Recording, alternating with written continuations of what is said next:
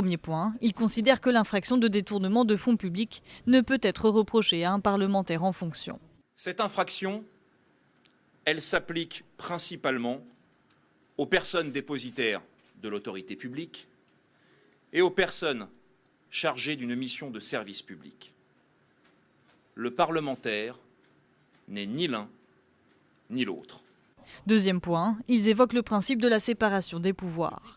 Selon eux, un député a le droit d'employer qui il veut et les juges n'ont pas à s'immiscer dans la décision d'un parlementaire. Au nom de quoi, sinon d'une violation de la séparation du pouvoir, un parquet, une autorité judiciaire quelconque, peut-elle contrôler, discuter, exiger, critiquer les conditions dans lesquelles il exerce son mandat? Enfin, il dénonce les fuites d'éléments du dossier dans la presse et décide de porter plainte pour violation du secret d'instruction. La gravité de ces violations du secret de l'enquête nous conduisent à douter de l'impartialité d'une ou de plusieurs personnes qui concourent à cette enquête. La requête des avocats ne devrait cependant pas être acceptée, car dans le cadre d'une enquête préliminaire, impossible de contester la procédure durant les investigations.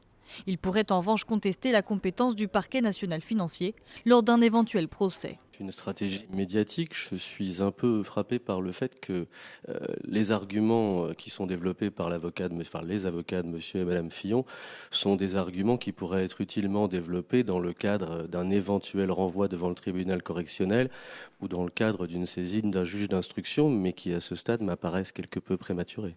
Les avocats de François Fillon espèrent un classement sans suite et rapide du dossier.